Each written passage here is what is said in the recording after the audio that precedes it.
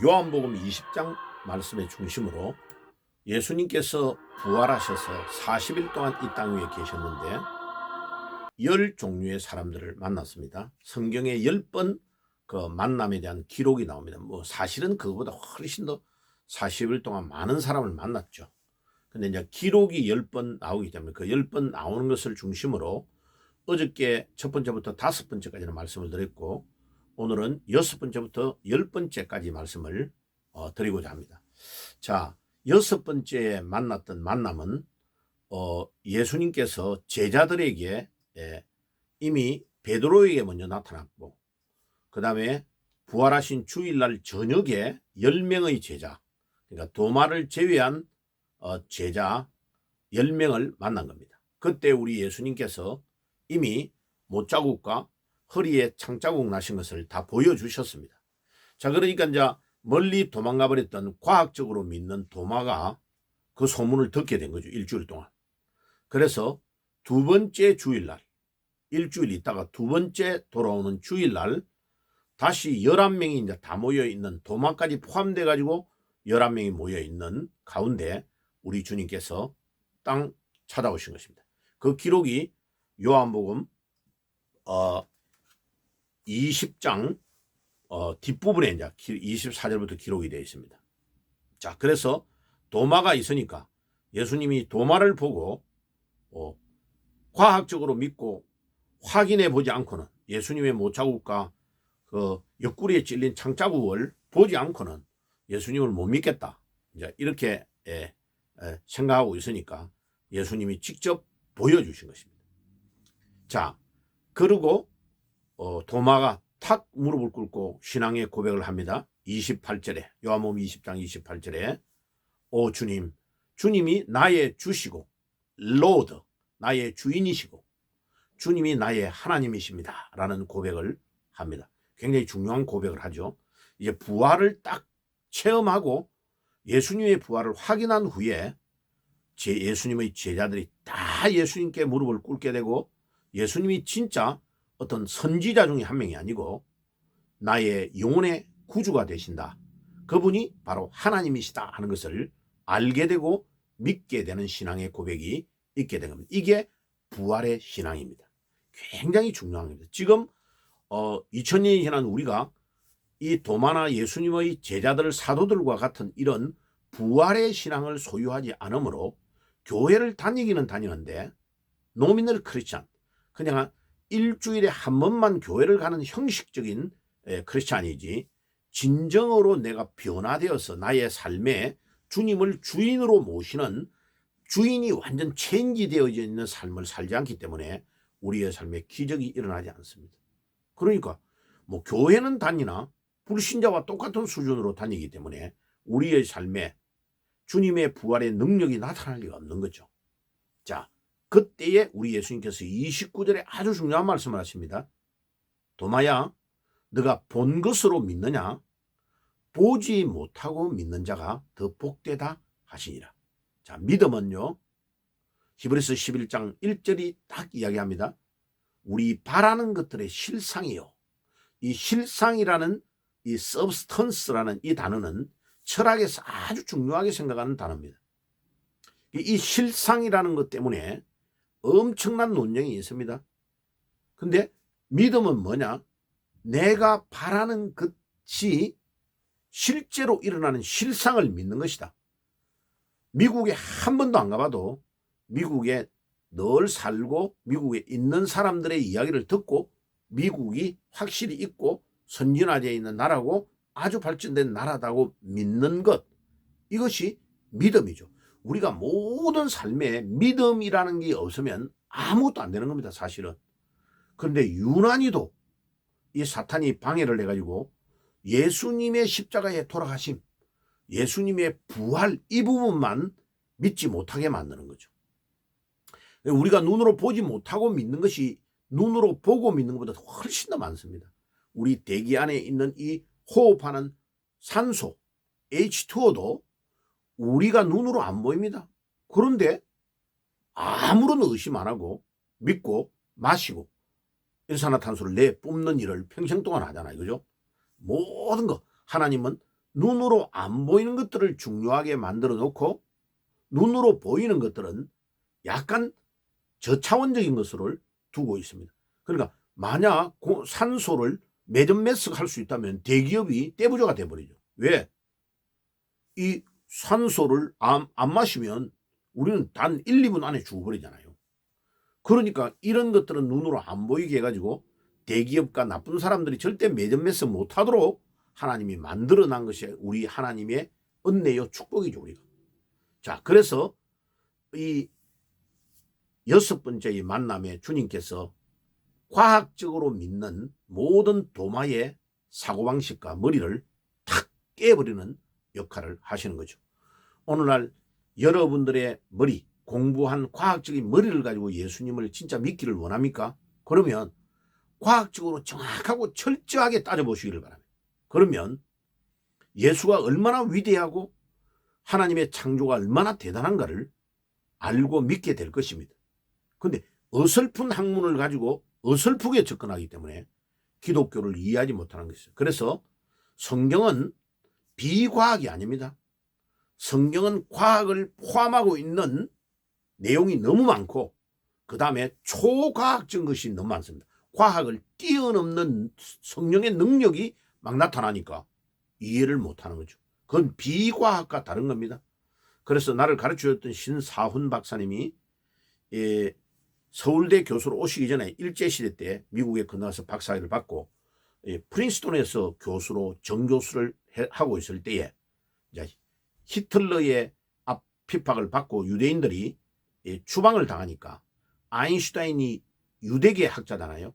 독일에서 추방당해서 미국의 프린스톤 대학으로 와서 강의를 한 거예요. 그런데 자주 이 신사훈 박사님이 프린스톤에 이제 물리학 강의를 하고 있는 아인슈타인이 워낙 유명하다고 하니까 아인슈타인을 만나가 아인슈타인 집으로도 놀러 가고 자주 대화를 했다는 거예요.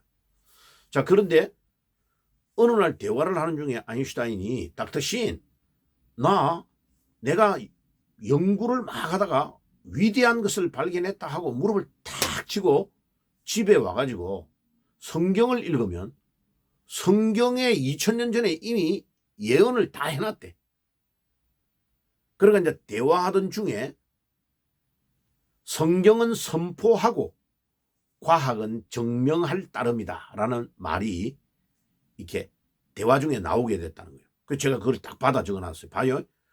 그 세계적인 물리학자인 이 아인슈타인도 자기가 대단한 것을 발견했다고 무릎을 탁 치고 보면 성경에 이미 2000년 전에 예언돼 수천 년 전에 예언되어져 있는 것을 자기가 수학 방정식으로 물리학적으로 학문을 추구해가지고 증명을 하는 따름이다.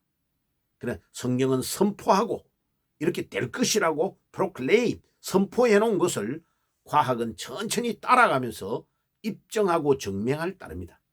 과학이 뛰어넘지를 못하는 거다. 성경을 못 뛰어넘는다. 라는 유명한 말을 했다는 겁니다. 그렇습니다. 여러분, 그런 세계적인 학자도 그 말을 할진데 우리의 그 좁은 머리, 뭐 아무리 IQ가 좋다 해도 IQ 뭐 200 이상을 넘는 사람이 어디 있습니까? 거의 없죠. 그런데 하나님은 무한대잖아요. 무한대. 그 무한대의 하나님을 우리 제한되는 우리 IQ를 가지고 하나님을 판단하는 것 자체가 너무나 모순이고 문제인 것이요. 오늘도 도마와 같은 후손들, 과학적으로 예수님을 접근하고 성경을 믿으려고 하는 모든 사람들, 오늘도 부활하신 주님이 여러분들의 모든 머리를 깨시고 부활의 주님이 여러분들에게 나타나셔서 성경을 보는 영적인 눈이 열리는 축복이 있기를 주 예수의 이름으로 축원합니다. 자, 그 다음에 7번째로 예수님께서는 디베라 바다, 사실은 호수인데 유대인들은 뭐 워낙이 자 거기를 중요하다고 생각하니까 디베라 바다 혹은 갈릴리 바다 혹은 게네사렛 호수 이름이 많아요. 그래서 거기에서 우리 예수님이 7명의 제자를 동시에 만나게 된 겁니다. 그거는 도마도 포함되어 있어요. 도마도. 자, 그런데 제자들에게 이미 3번째 나타난 거예요. 베드로를 따지면 베드로는 4번째 지금 만나는 거죠. 그런데 우리 주님이 얼마나 마음이 푸근하시고 넉넉하시니 제 같으면요 이놈의 자식들 그렇게 만나가 이야기해도 말도 안 듣고 고기나 잡고 있다고 막 바닷가에서 호통을 쳐야 될 건데 우리 주님은 물끄러미 해변가에서 다 기다리고 계신 겁니다. 자, 그들이요 밤을 꼬박 세워서 물고기를 잡았습니다. 그런데 베드로와 그 7명은요 완전히 바다에서 어릴 때부터 자라가지고 고기를 잡는데 선수들입니다. 그런데 밤새도록 잡았는데 물고기 한 마리를 잡지 못했다고 요한복음은 그렇게 기록하고 있습니다. 자, 그거는 우리에게 뭐를 말해줍니까? 무엇을 말해줄까요? 부활하신 주님을 떠나서 밤새도록 일하고 진짜 죽을 고생하고 이래도 거물이 텅텅 비버리는 어처구니 없는 일이 우리에게 일어납니다. 여러분들 주일 빼먹고 성경과 다르게 여러분들의 방식대로 엄청나게 노력하고 애쓰죠. 근데 그 수십 년 동안 모아놨던 그 모든 노력과 수고가 한번만에 다 무너져 버립니다. 그래서 여러분들 올라갈 때에 모든 것들을 차곡차곡 믿음으로 신앙으로 부활하신 주님의 인도를 받으면서 가는 것이 아주 중요합니다. 신앙은 결과도 중요하지만 절차와 과정이 더 중요합니다.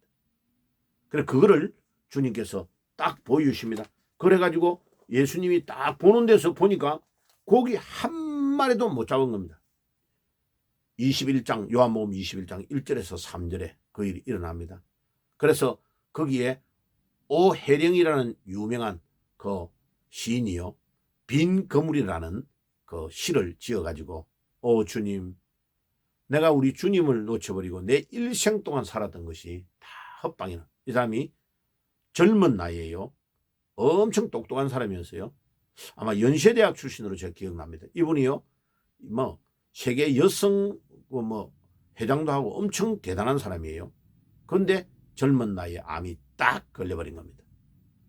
그래가지고 주님 떠나서는 아무것도 안 된다는 것을 이 사람이 알고 그 시를 빈 거물이라는 시를 여러분 인터넷에 쳐보세요. 시가 아주 잘 되어 있습니다.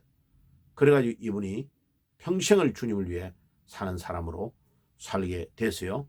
저 뭐 남편을 나중에 만났는데 그 결혼한 사람이 목사님이죠, 그죠? 야 보세요. 그러니까 여러분 우리의 모든 수고와 우리의 노력이 부활하신 주님이 없는 상태는요 빈 그물밖에 안 남습니다. 그걸 꼭 기억하시길 바랍니다. 자, 그리고 그 예수님께서 해변가에 밤을 꼬박 세워가지고 기다리고 있는데 그들이 한 90m 정도 떨어져 있는데도 예수님인 줄 모르는 겁니다. 그래서 조금 더 가까이 와보니까 예수님이 얘들아 너희 물고기 좀 많이 잡았냐 이러니까 이제서 예수님인 줄 알고 막 바다를 뛰어들어가 가지고 예수님께 가는데 예수님께서 저 깊은 곳으로 가서 오른쪽으로 그물을 던지라 하니까 보통 때 같으면요 예수님 우리가 더 잘합니까? 목수 아들인 예수님이 더 잘합니까? 이렇게 건망을 떨어야 될 것인데 부활하신 주님 십자가에 못 박히고 부활하신 우리 주님께서 나타났기 때문에 그분에게 압도를 당하여 그들이 아무 말도 못하고 예수님이 시키는 대로 순종하고 그물을 던졌는데 완전히 배의 만선이 되는 축복을 누리게 된 겁니다. 그러고요 뭐 그 배에 물고기가 또 몇 마리라는 걸 왜 세워봤을까요? 153마리였다 11절에 기록되어 있습니다. 그리고 어떤 학자들은요 재미나는 주석을 해놨어요. 153종류는 디베랴 호숫가에 바다에 물고기 종류가 153종류인데 그 대표적인 종류 하나에 하나씩이 잡혔다 뭐 이렇게 기록해놓은 사람도 있어요.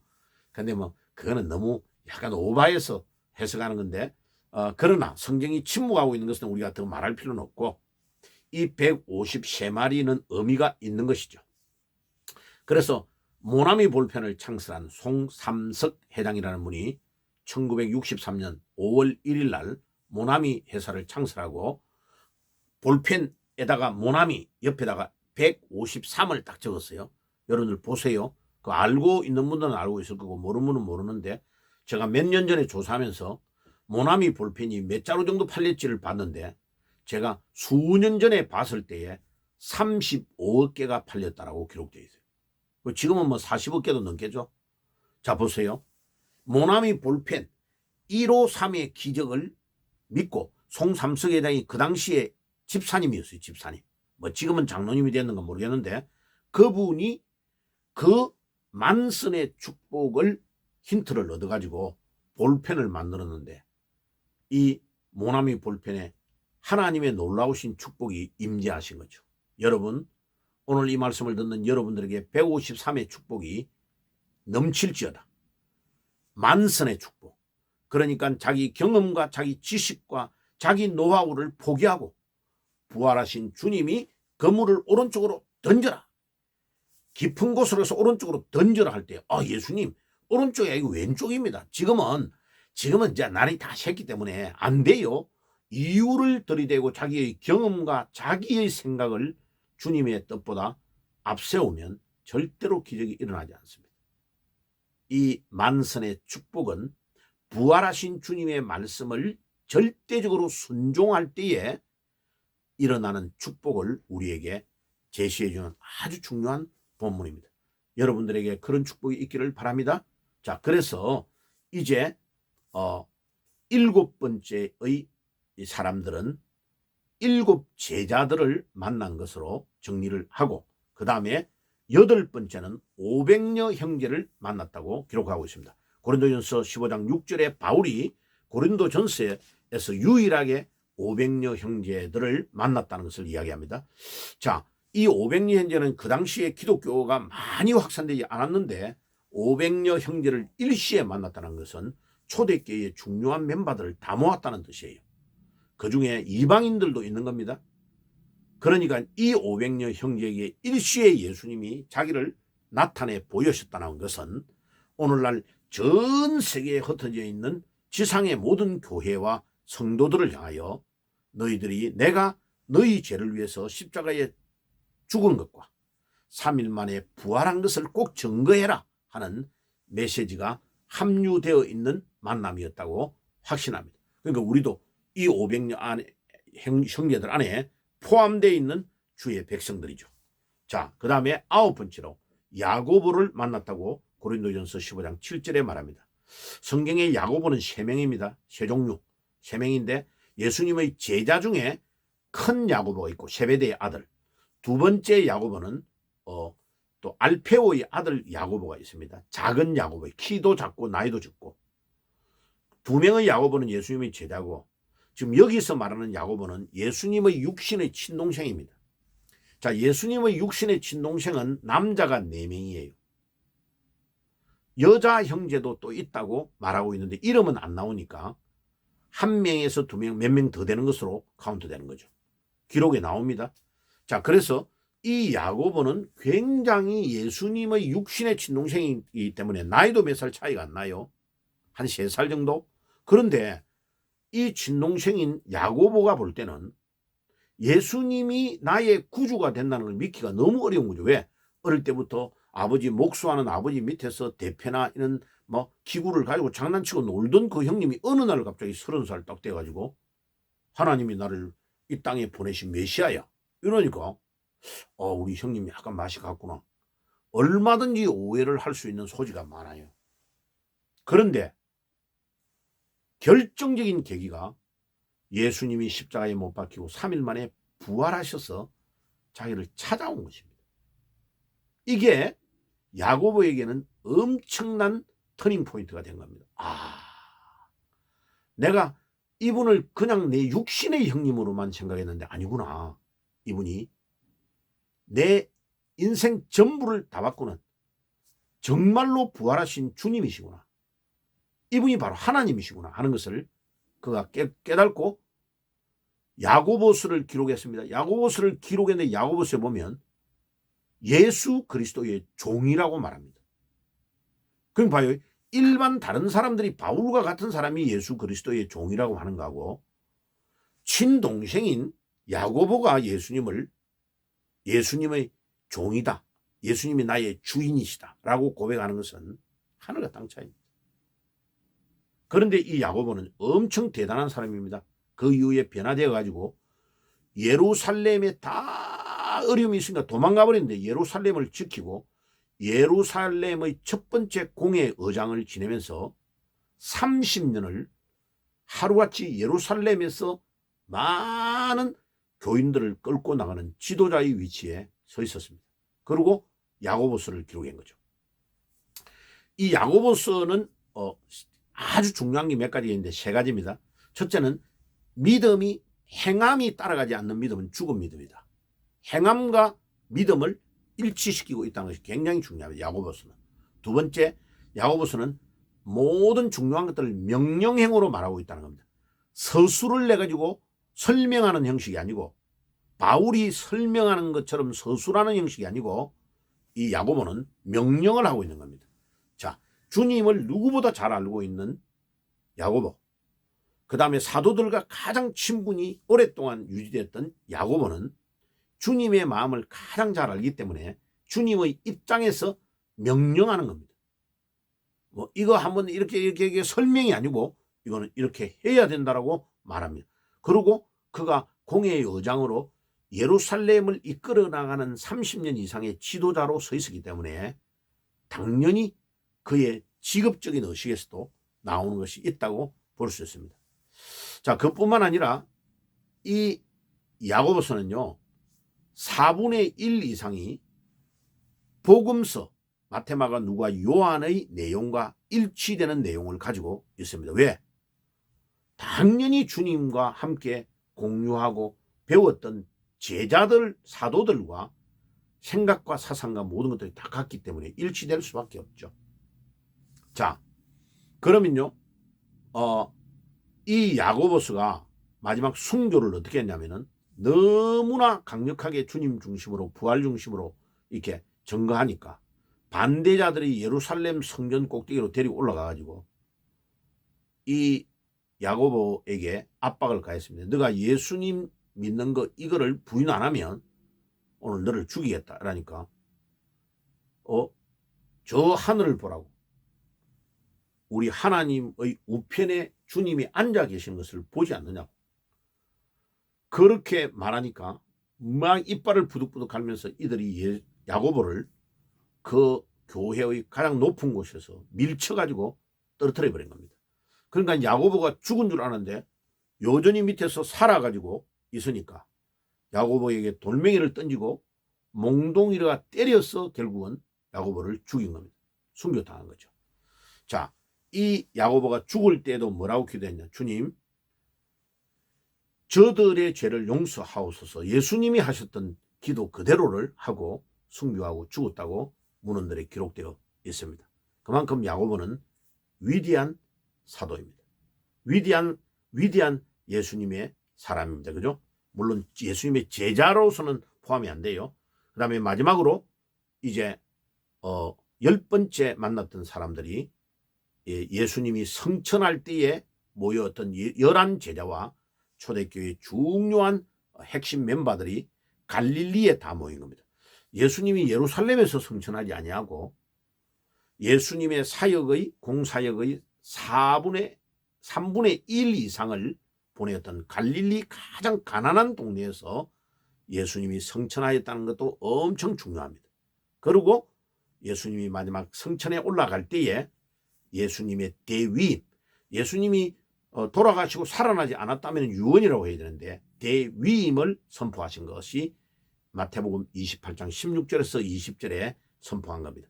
그게 가장 중요한 게 5가지죠. 너희는 가서 모든 족속으로 제자를 삼아 아버지와 아들과 성령의 이름으로 세례를 주고 내가 너희에게 분부한 모든 것을 가르쳐 지키게 하라. 이 5가지를 잘 이행하면 내가 세상 끝날까지 너희와 항상 함께 하겠다. 임마누엘의 축복을 선포한 겁니다. 자, 이 5가지는 설명하는데 시간이 많이 걸리기 때문에 다음에 설명을 하도록 하겠습니다. 자, 오늘도 여러분들 부활하신 주님과 함께하는 축복이 있기를 주님의 이름으로 축복합니다. 기도하겠습니다. 하나님 우리 아버지 감사합니다. 오늘도 부활의 주님을 만나기를 소원하는 모든 주의 백성들에게 그 만남과 체험의 축복이 있게 주옵소서. 예수님의 이름으로 기도드리옵나이다. 아멘. 지금은 우리 주 예수 그리스도의 은혜와 하나님 우리 아버지의 사랑하신가 성령님의 교통하심이 오늘도 부활의 주님을 만나기를 소원하는 모든 주의 백성들 머리 위에 지금부터 영원토록 항상 함께 계실지어다. 아멘.